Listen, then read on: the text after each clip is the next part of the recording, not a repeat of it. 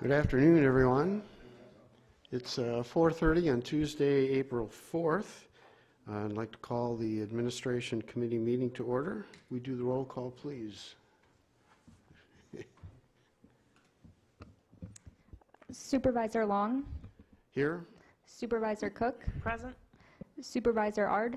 Present. Supervisor Peterson. Here. And Supervisor Peavy. Present. We have a quorum. Thank you. And I don't believe we have any minutes to approve, so we can move right on to public comment. Is there anyone from the public that would like to make any comments for us tonight or this afternoon? Any public comment? Public comment? Okay, well, we're going to move right on to our business items. Let's start with the first one, the resolution awarding the sale of $80 million of general obligation government center building bonds. Yeah, we'll call Sean Lentz up to the podium, and he'll go over today's sale report. Great. Thank you, Ken, and good afternoon to everyone. We've got a report that Ken just referenced to go over with the committee that'll highlight the results of the sale. I think I'd like to start, Ken, if we could go to the rating report. Maybe we'll start there for the committee. Yep, thank you. Since the last time we've met, we've worked with county staff on putting together what's called the official statement. And this document went out to prospective bidders all around the country. And we also use this document along with a lot of other background information about the county to go through the process of updating the bond rating for the county. And I'm happy to note that we had a real good discussion, Ken, myself, and Leah with Moody's Investor Service, that they have kept the county's rating at AA1, which is a fantastic bond rating, just one step below the very best that you can be is AAA. And on the cover page here that you see, they talk about the credit strengths of the county and the weaknesses, or they call them the challenges. It's really a more accurate description. One of them is completely out of your control, which is levy limits. That's certainly not anything you have direct control over. And the other is the debt burden, which you're doing a major once-in-a-generation type project. So when you have those kind of needs, you're going to have to move forward with them once you've made those decisions to do so. And I think, Sean, the Sure, Ken. the AA1 rating that we received, I think, just speaks to the strength that the county board has put the county in with the financial management that they have and the direction they've given staff. So. No, I would agree that the things that you guys have control over, so your budgeting, your fund balance, your financial management, the county has handled those things very high quality, and that's reflected in the report. The reason you're not a AAA is mostly things that are out of your control, and that's just what it is. But it's an excellent rating, and it certainly is a good segue into the next exhibit, Ken, if you could, on the if you can go to the bid tabulation, a couple more down.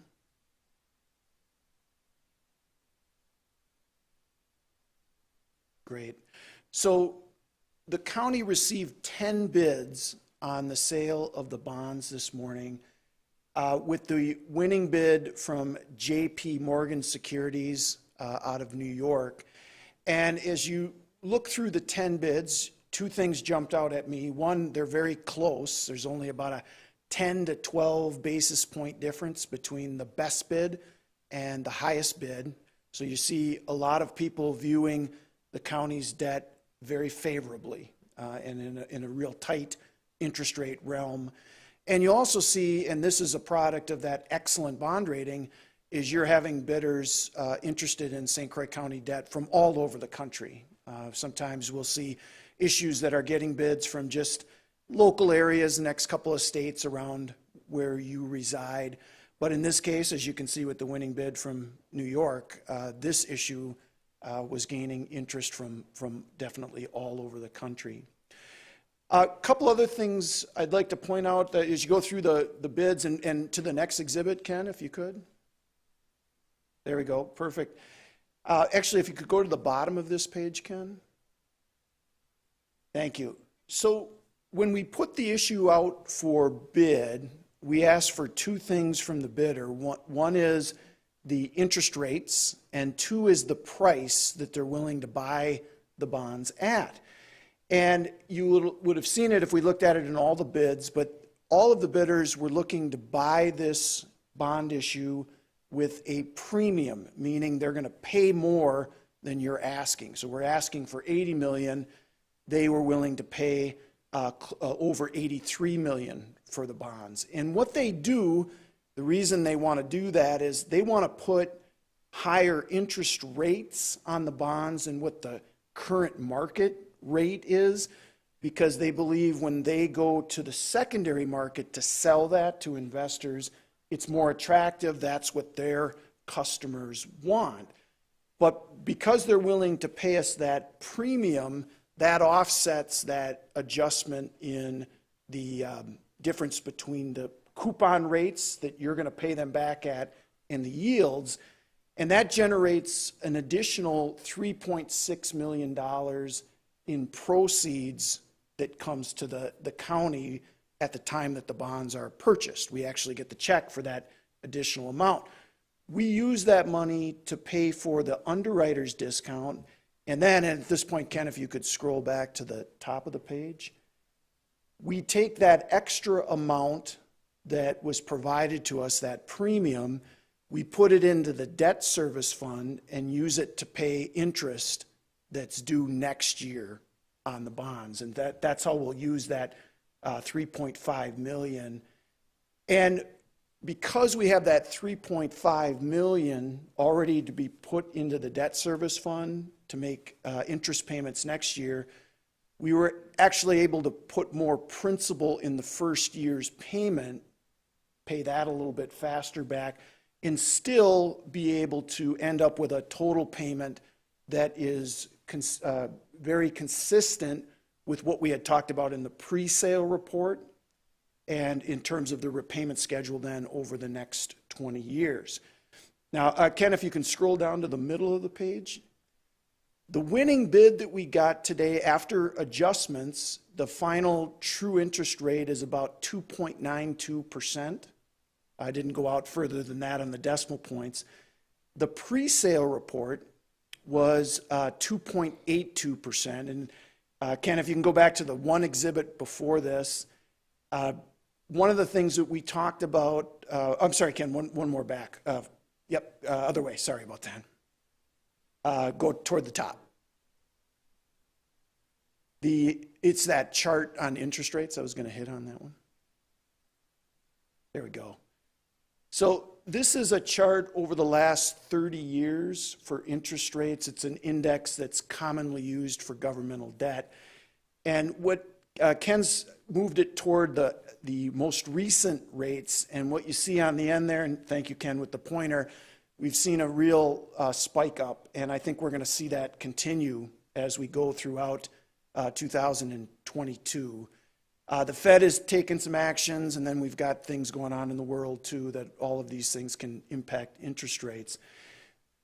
That's somewhat, I guess, the bad news. Interest rates have gone up. If you look at it, though, over the 30 years, we're still at a very low point, historically speaking.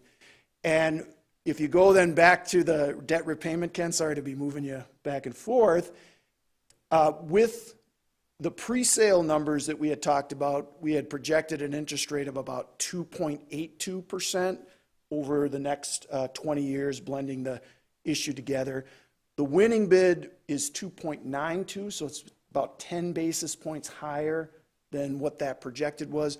What that translates in terms of payments to the county each year, next year's payment in 2023 is pretty much exactly the same as we had projected.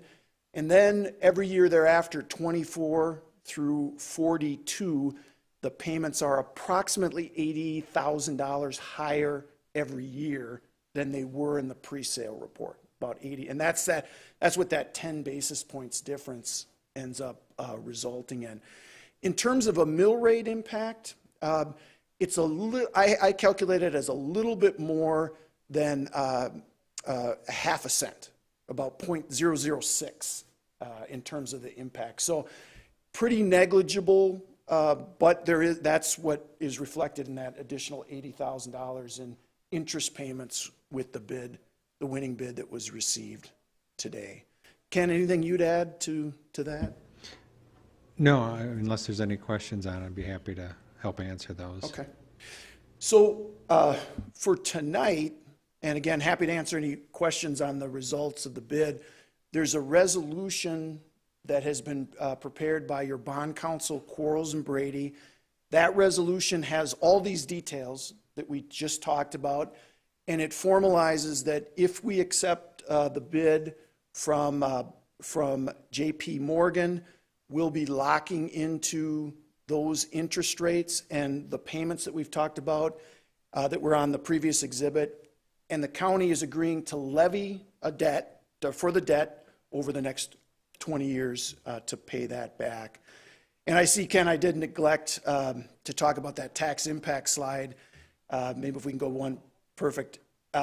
Just for the committee this slide was in that pre-sale report, and the numbers that you see here now are with this final bid being put in to the chart.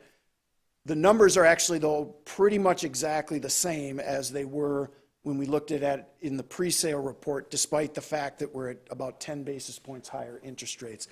So on the top of this page, I'm sorry, on this chart here, this shows the total mill rate for the county, all debt, all expenses, your total levy in here. 2022, you're at $3.11 for every $1,000 of equalized value. And next year, we expect it, this is with using the same value that's there right now, we would expect it to go up to 3.54. The 0.43 that you see in green there on the 2023, that's the new, the debt, the impact of the new debt. Okay. So again, before any action on the resolution, that's the official thing that would need to be done this evening to lock into that proposal from J.P. Morgan. Be happy to answer any questions from the committee. Any questions? I'll add a comment. I'm assuming that we wouldn't want to wait any longer to pull the trigger on this. Yeah, I think the indicators are interest rates are going to continue to be on the rise. We've seen that over the month of March, now into early April, that they've really accelerated. And I think if you're weighing the likelihood of going up or going down, I think the up is winning right now. So yeah, I would be of the mind to recommend locking in at the current levels. And as far as the resolution, I mean, there's 6 pages of a lot of legalese, or I could say gobbledygook, but that's not really a good technical term. Can we at least have some assurance that, you know, that's correct and appropriate and all the right language is in there so that, you know, without reading through it line by line, we know that it's going to be appropriate and it's going to do what we want it to do? No, very good question. So maybe I can start. I believe your Corp Counsel received this from Quarles and Brady. Quarles and Brady, as the bond counsel, drafted this document based on the parameters that are in this document. So what's in there, you as a county board are committing to levy a tax to pay these bonds back over the next 20 years. That's, in its simplest terms, that's what it is. The payments that we talked about that Ken put up on the screen, those are in there. So it says these are the exact amounts that we have to cover in our debt service payments over the next 20 years. It includes language that over the next 8 years, we can't pay the issue off early, but starting in that 8th to 9th year, at the county's option, if we wanted to prepay the debt, we could do so. I've looked at the document.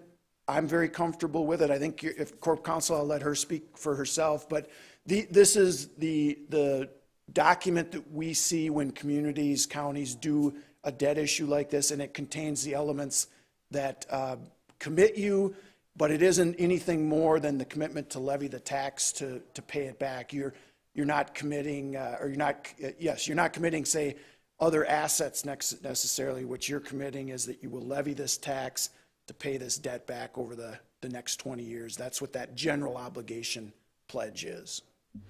And we contract with Quarles and Brady, which is a law firm that has a division that specializes just in bond issues, as we do with every bond issue that we do. But this is their specialty. Our corporation counsel has somebody to rely on that has expertise in this. That's correct. I did confirm all the statutory citations were correct and the references to the tax code. So I reviewed it in the areas where I was able to, but I do rely on the expertise of Quarles and Brady, and I think everything appears accurate in the resolution. Supervisor Peterson? I would move that we approve the resolution as presented and forward it with our recommendation to the county board. Motion to approve, I'll second. Oh, go ahead. and second by Supervisor Ard. Okay, any further discussion or questions at this point? Okay, hearing none, I think we're ready to vote. All those in favor of approving the resolution signify by saying aye. Aye. Any opposed? That passes unanimously. Thank you, Sean. You bet. Thank you. Okay, let's move on to our second item, setting the value of a house acquired by tax deed. Yeah, thank you. So for properties, we have to establish that we've taken for the tax deeds, we have to establish a value in order to advertise those. So generally, what we'll do is there's a couple different ways we can do it. We could get an appraisal done, but that has a fiscal cost to it.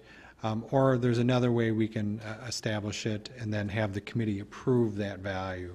So that's what we're doing in this case. We used an alternate method. We spoke with a realtor and expertise in the field. He did a fair market comparison and has proposed a value for it.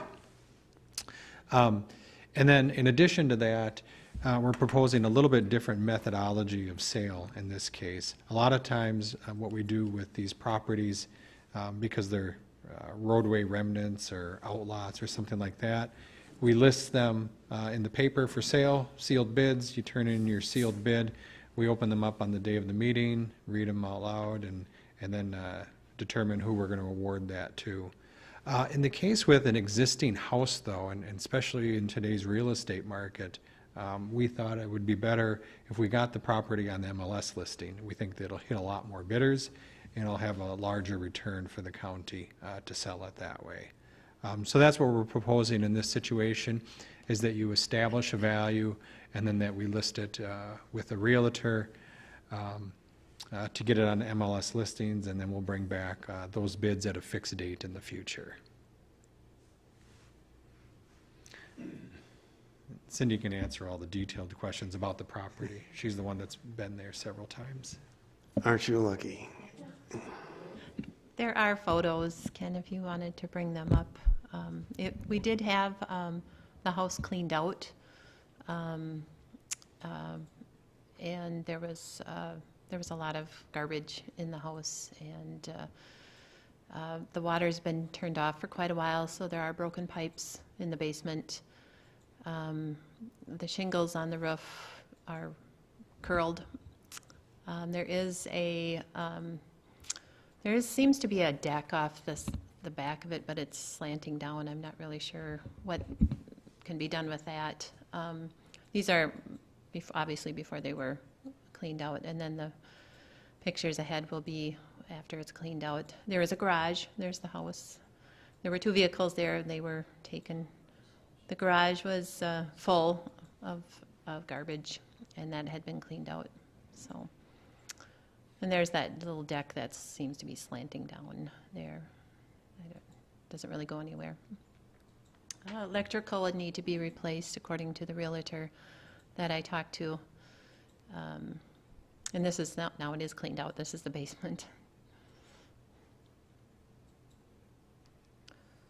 I did reach out to Jim Moe. He's a realtor in Richmond, and he did provide that report. His range, value range in the report was $142,700 to $147,500. And currently, we have approximately, the latest report from the county treasurer is $46,430 owing on it. That does include the $8,100 or almost $8,200 to clean out the house.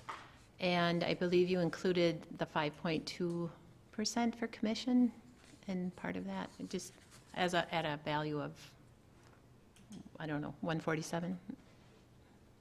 Yeah. Okay. Yep. Mm-hmm.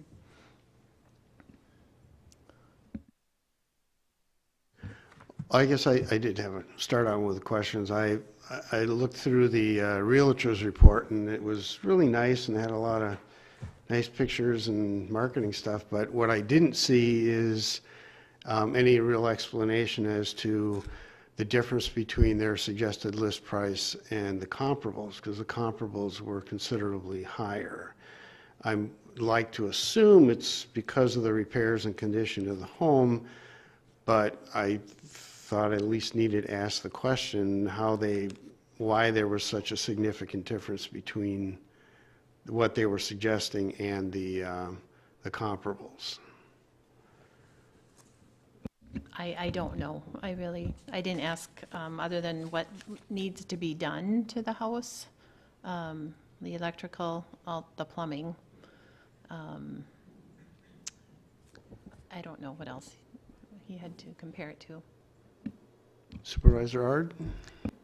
Cindy, is this a 4-bedroom? Is it still a 4-bedroom? I believe there are 3 bedrooms upstairs and a bathroom. The attic, there's an attic that's open, and then Okay. kitchen, dining room, entryway. Okay.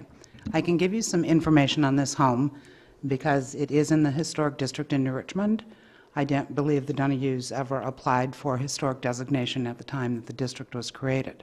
However, it is a 4-square craftsman, all original woodwork and original hardwood floors. In a property like this, looking at the comparables, they're not well-done comparables. And with 135 West 5th is not even close, but I think what Mr. Moe was trying to do was show where prices on updated homes are going in New Richmond, and they are pretty astounding in prices. The homes that are listed as comparable properties, I have been in, and I'm familiar with those homes, as I am, or was, I should say, with the property that we are looking at today. The winning bidder would have that potential of applying for historic designation and would be, at that time, if it was received, would be able to access state preservation credits for renovating the home. And that would include electrical, plumbing, any resurfacing of floors or woodwork within the home, replacement of windows. I've known this house my whole life because it's a block away from our family home where I grew up. So it should still, and I'm quite sure that it does, so I passed it every Sunday going to church, has a solid foundation. The back porch leaning may be just a support issue. As we see on homes of this age, a lot of the add-on porches tend to slope after a time. And certainly looking at doing a roof, electrical, plumbing, and probably building a new back porch on it. But I would say the house is solid. This is my concern. It's in the historic district of New Richmond. Lately in New Richmond, the flippers have been coming in, purchasing homes such as this that go at a very low rate, and then turning them into rentals. It's the last thing you want in a community, especially in the historic district. I believe this house has a greater value than 147 or 147.5, simply because of its structure. You certainly couldn't build the home for that today. So I would much rather see this starting out at 160 or 165, because it brings with it a possible historic designation, which can be verified with the city of New Richmond. And it is a solid home, and it is amongst other historical homes, and I'd like to see that preserved. I also believe that there may have been an easement placed on the property to the south with City of New Richmond when they redid that road.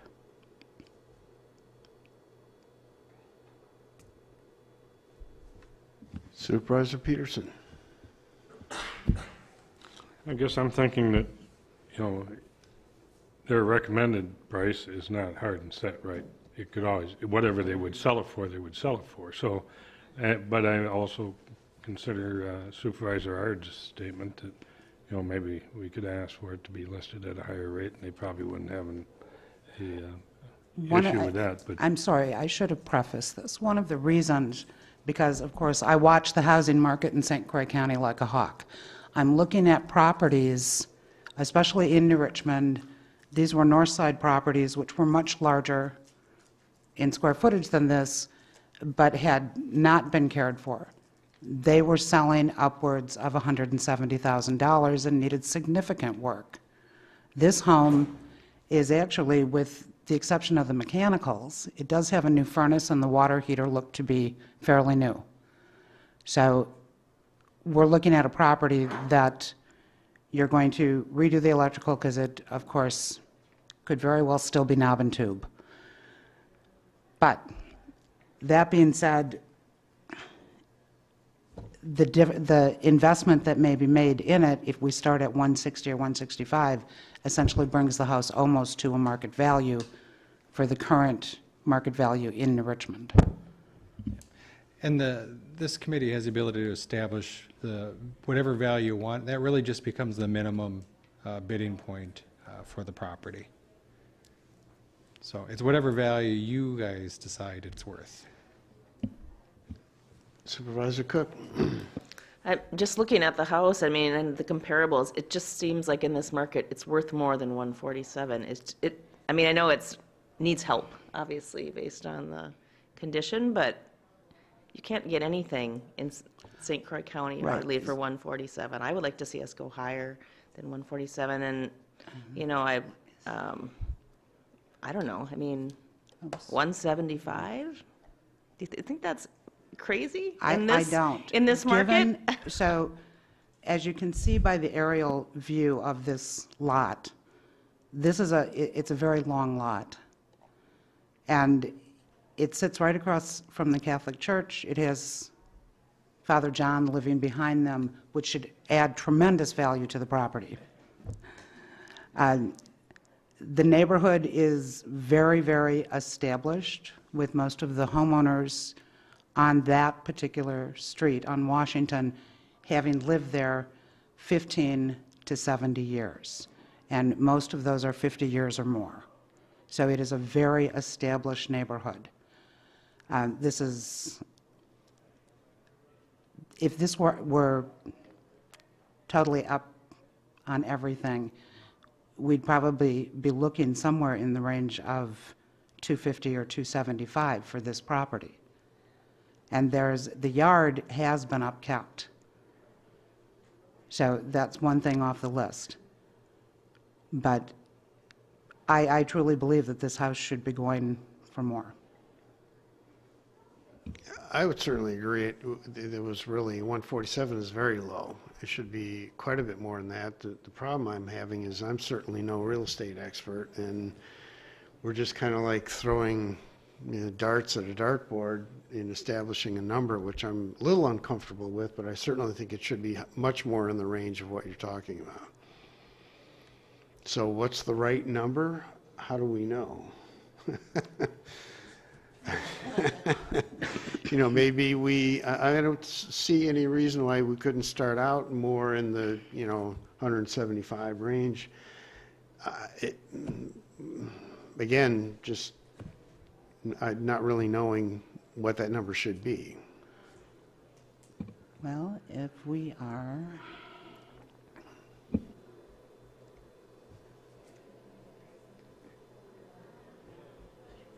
valuation, Yeah, so when it's published, bids have to be at least the appraised value to be considered. And if I publish it right away, the plan would be to have it go before the administration committee in May. And then having the realtor involved would also help with, obviously, listing it and showing it. So you said the appraised value would be a minimum? The value that you set would be the minimum bid. Yes. right. So when we look, if we're looking at the valuations for tax purposes, the total property currently is valued at $200,400. If we started the bidding at 175, by the time you finish these improvements, and we'll say you're finishing them out of pocket, no tax credits, you're probably going to be up to the assessed value, which in my mind works. Any other thoughts on this magic number? Supervisor Peterson? I guess I would live with 175. That seems like a reasonable. We can always, or whoever's admin, when it comes back, can have another look at it if need be. Do you comfortable? I see a nodding head, a couple nodding heads. Do we need a motion to establish that? Okay, I'll go ahead and move that we establish the minimum amount at 175. Second. Any further discussion? All those in favor signify by saying aye. Aye. Any opposed? Okay, that's unanimous. We'll set that at 175. Okay, I know we're running a little late. That wraps up our business items. Requests for future agenda items, I guess we don't know who's going to be here next month, so we'll just pass on that.